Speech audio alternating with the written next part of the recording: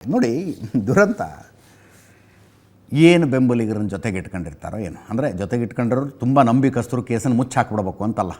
ದರ್ಶನ್ ಕೇಸಲ್ಲಿ ಆಗಿತ್ತಲ್ಲ, 5-5 ಲಕ್ಷ ಕೊಡಿ ನಾವು ಹೋಗಿ ಸರೆಂಡರ್ ಆಗ್ಬಿಡ್ತೀವಿ, ನಾವೇ ಮರ್ಡರ್ ಮಾಡಿದ್ದು ಅಂತ ಹೇಳ್ತಾ ತಯಾರಾಗಿದ್ರಲ್ಲ, ಅಂಥ ಬೆಂಬಲಿಗರು ಇರಬೇಕು ಅಂತನೂ ಅಲ್ಲ. ಪ್ರಜ್ವಲ್ ರೇವಣ್ಣ ಪ್ರಕರಣ ಹೊರಗೆ ಬಂದಿದ್ದು ಯಾರಿಂದ? ಪ್ರಜ್ವಲ್ ರೇವಣ್ಣನ ಡ್ರೈವರಿಂದ, ಕಾರ್ತಿಕ್ ಗೌಡ. ಪ್ರಜ್ವಲ್ಲು ಚಟಭಯಂಕರ, ಮಾಡಿರುವ ಕೃತ್ಯದ ವಿಡಿಯೋಗಳನ್ನೆಲ್ಲ ಮೊಬೈಲ್ನಲ್ಲಿ ಇಟ್ಕೊಂಡಿದ್ದು. ಆ ಮೊಬೈಲ್ ಕಾರ್ತಿಕ್ ಗೌಡಗೆ ಸಿಕ್ತು, ಅವನು ತನ್ನ ಮೊಬೈಲಿಗೆ ಟ್ರಾನ್ಸ್ಫರ್ ಮಾಡಿಕೊಂಡು ತಿಂಗಳುಗಳಾದವು, ವರ್ಷಗಳಾದವು, ಏನೇನು ಮಾಡಬೇಕೆಲ್ಲ ಮಾಡಿ ಅಂತಿಮವಾಗಿ ವಿಡಿಯೋಗಳು ಹೊರಗೆ ಬಂತು, ಕೇಸ್ ಆಯಿತು. ಇವನು ಹೋಗಿ 1 ತಿಂಗಳು ಫಾರಿನ್ನಲ್ಲಿ ಕೂತ್ಕೊಂಡ, ವಾಪಸ್ ಬಂದು ವಿಚಾರಣೆಯನ್ನು ಎದುರಿಸ್ತಾ ಇದ್ದಾನೆ. ಹೊರಗೆ ಬಂದಿದ್ದು ಯಾರಿಂದ? ಸ್ವತಃ ಡ್ರೈವರಿಂದ, ಸ್ವಂತ ಡ್ರೈವರಿಂದ. ಇಲ್ಲಿ ನೋಡಿ, ಸೂರಜ್ ಕೇಸಲ್ಲಿ ಫಸ್ಟ್ ಹೋಗಿ ಪೊಲೀಸ್ ಸ್ಟೇಷನ್ಗೆ ಕಂಪ್ಲೇಂಟ್ ಕೊಟ್ಟಿದ್ದು ಯಾರು?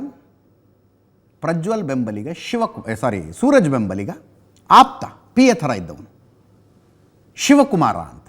ಅವನು ಕಂಪ್ಲೇಂಟ್ ಕೊಡ್ತಾನೆ.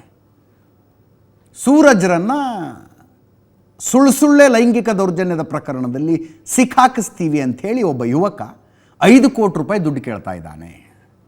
5 ಕೋಟಿ ಕೊಡಲಿಲ್ಲ ಅಂದರೆ 2.5 ಕೋಟಿನಾರು ಕೊಡಿ ಅಂತ ಕೇಳ್ತಾ ಇದ್ದಾನೆ ಅಂತ ಕಂಪ್ಲೇಂಟ್ ಕೊಟ್ಟಿದ್ದು ಶಿವಕುಮಾರ.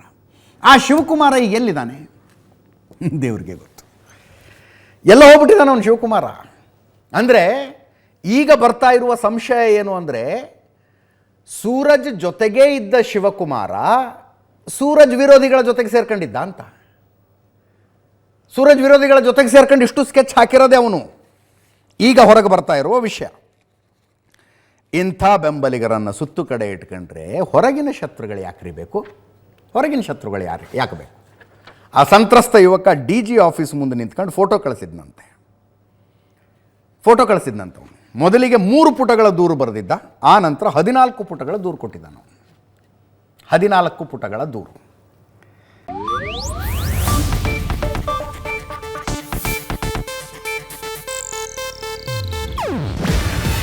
ಇದು ಏಷ್ಯಾನೆಟ್ ನ್ಯೂಸ್ ನೆಟ್ವರ್ಕ್ ಪ್ರಸ್ತುತಿ.